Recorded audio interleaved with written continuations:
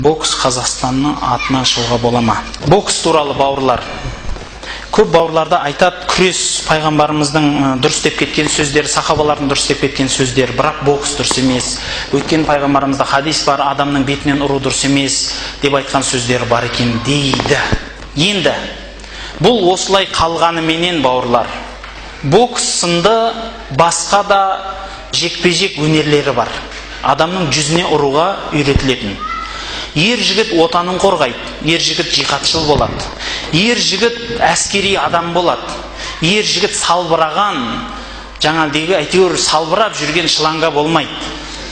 Сондықтан айтатыным, ер жігіт кішкентай болса да спортқа көңіл бөлгені, сәл қаттылау болғаны, қопалдау, төңкелеу болғаны дұрыс болады.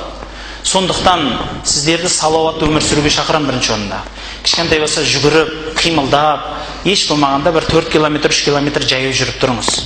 Ол бізге де сізге де пайдалы. Сонан соң бокс өнерінің өзіне жеке келетін болсақ, осы хадисті айтып тыйым салу қате болып саналады. Кейінгі ғалымдарымыз. Себебі ер жігіт жауынгер болғасын, жауынгер адам барлық жауынгерлік өнер толығымен игеру керек. Мысалы, ертеңдегі соғысқа барғанда мен беттен ұрып үйренбеген адам беттен ұра алмайды. Ол анық нәрсе, ол үйтіп ұрып үйренбеген ол адам. Ең қарапайым қараңыз, күреспен айналысқан жігітті, бокспен айналысқан жігіттің жекпе-жегіне шығарыңызшы, не болады ана кісі? Беті тостақ болады ол кісінің.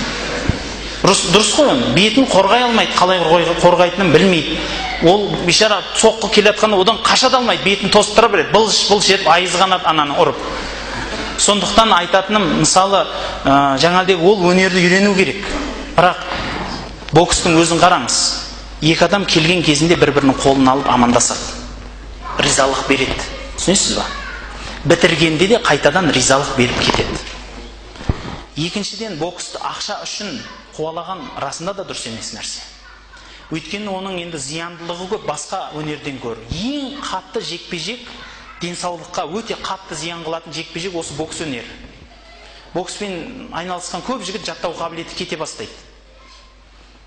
Шарикте пісіп қалады деймін, бір-екі шарик. Жаңағыдай анау соққыдан кейін. Сондықтан боксты любительский дейді ғой, өзіңіз үшін үйренсеңіз, бисмилля, нұр үстіне нұр. Жігіттік үшін, отан қорғау үшін үйренсеңіз, нұр үстіне нұр. Өйткені сіз ер жігітсіз, отаныңызды қорғау үшін оған көңіл бөлгеніңіз абзал болады.